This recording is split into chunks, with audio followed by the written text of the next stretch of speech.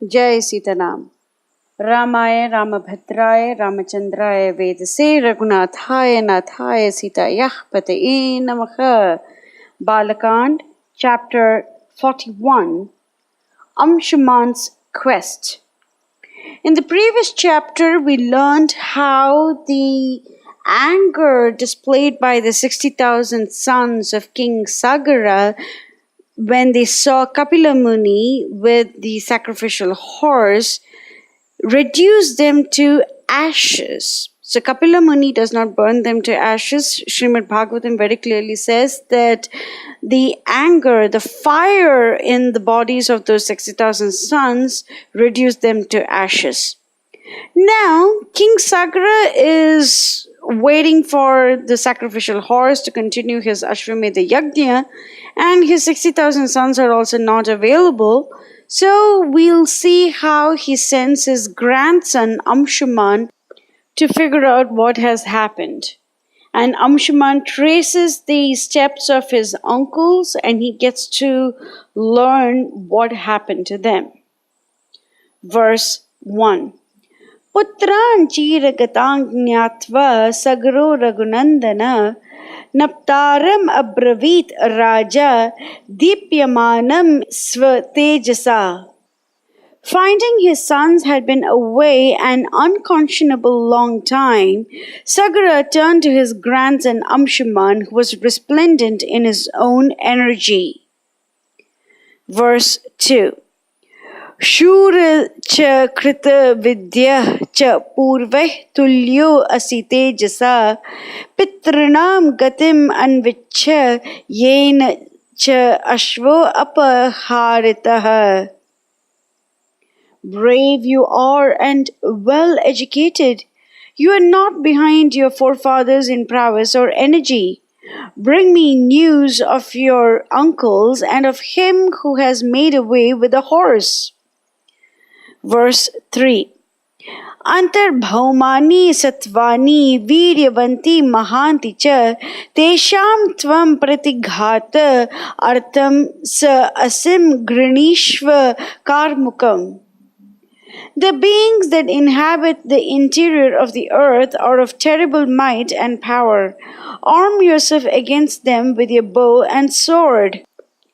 Verse 4. Abhivadya abhivadyan tvam hatva vignakaran-api siddhartha samnivartasva mama yagnasya paraga. Offer reverence to those that deserve it, and spare not those that might seek to hinder you.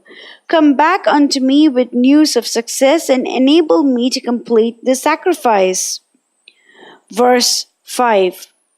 Evam ukto Amshuman samyak sagarena mahatmana dhanur adaya kadgam cha jagama lagu vikrama.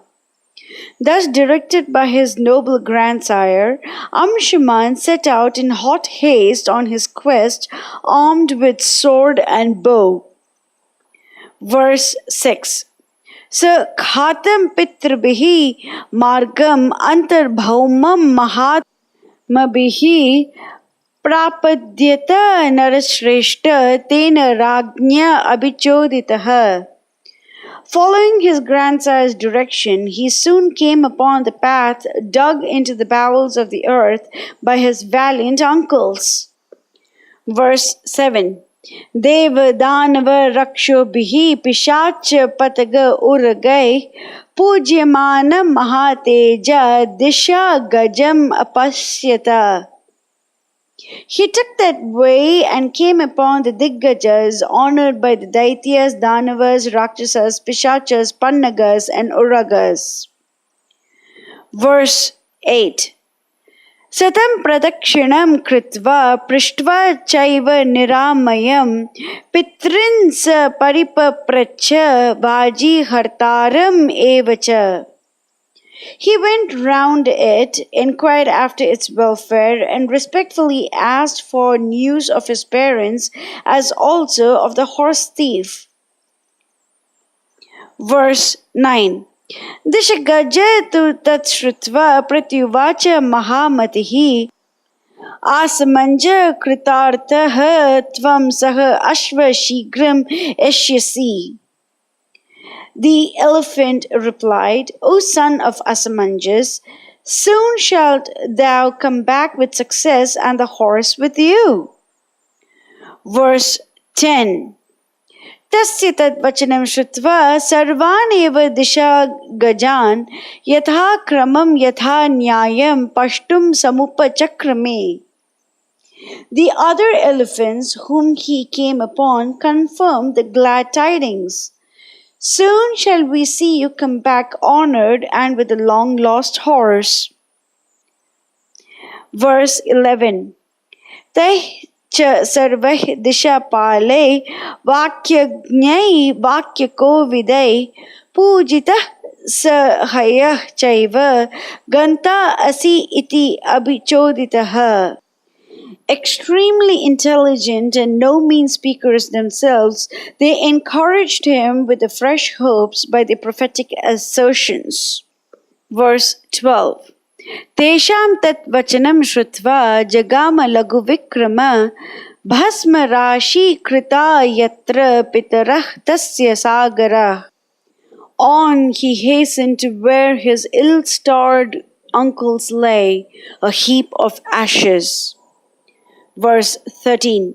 Sa duhka vasham apanna tu asamanja sutta tada chukrosha parama artah tu vadhat tesham suduhkitah.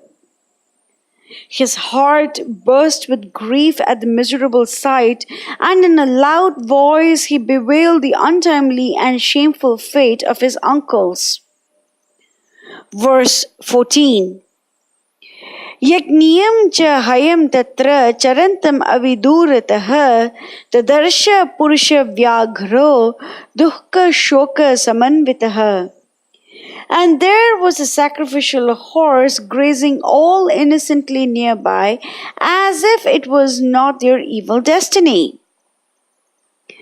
Verse 15.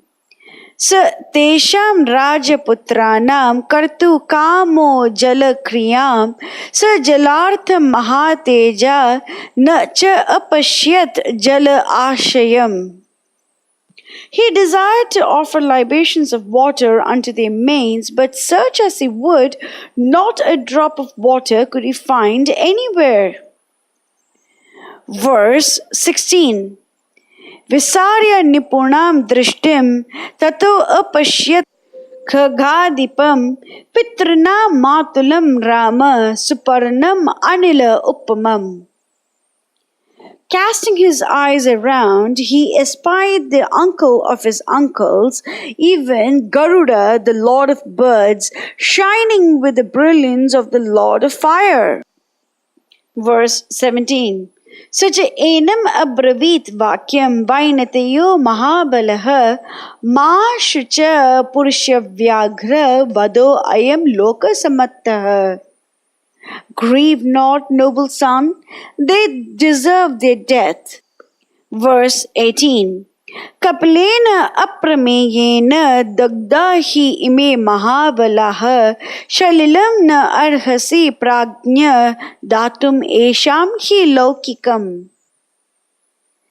They perished even in their pride, burned to ashes by the inscrutable might of Kapila's glances, and to those libations of earthly water would do no good. Here Garuda gives a very simple explanation that Kapila burnt the 60,000 sons. But it is very clear that it was a sight of Kapila that enraged the 60,000 sons of King Sagara, who then got burnt by their own fire. But still, they committed a great aparad against the Supreme Lord, because Kapila Muni is one of the avatars of the Supreme Lord. So they committed some great offense against the Lord, so ordinary water would not be enough. Verse 19. Ganga himavato jeshta dukhita purusha rishabha tasyam kuru mahabaho pitranam tu jalakriyam. Nothing but the sacred waters of Ganga, the eldest daughter of Himavan, the all-purifying stream, should wash these ungodly ones reduced to a heap of ashes. Verse 20. Bhasma rashi kritan etan pavayet lokakantaya taya klinnam idam bhasma gangaya lokakantaya shashtim putra sahasrani svargalokam gamishyati.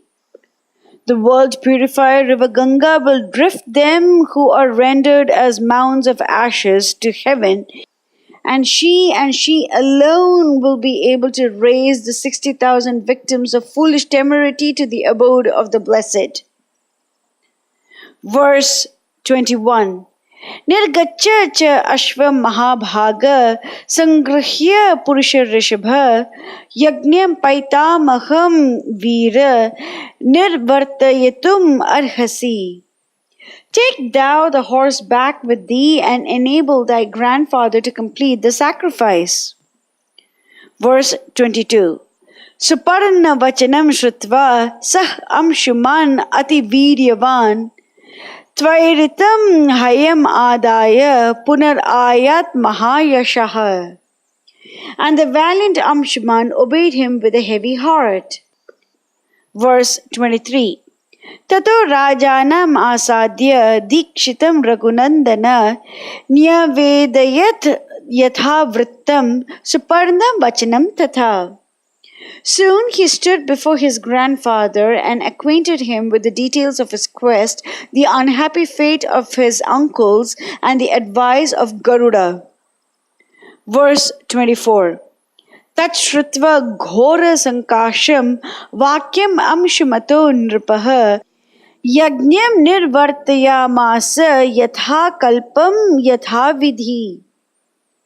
Sagara listened to the terrible news with a breaking heart and hastened to complete the rite according to the rules. Verse 25.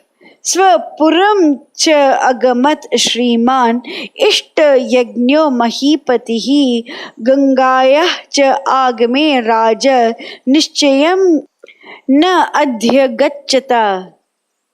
He returned to his capital, but he could not decide unto himself what course to adopt in the manner of bringing down Ganga to the terrestrial regions. Verse 26. Agatva nishchayam raja kalena mahata mahan trimshat varsha sahasrani rajyam kritva divam gataha. And thus in doubt and anxiety, in aimless thought and ceaseless remorse did he pass away to the regions of the immortals, and his reign on earth was 32,000 years. This is the conclusion of this chapter.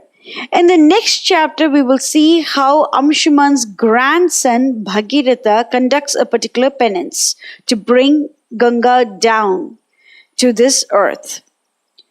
Mangalam Koshalendraya Mahaniya Gunabdiye Chakravarti Dhanurjaya Sarvabhaumaya Mangalam. Jai Sitaram.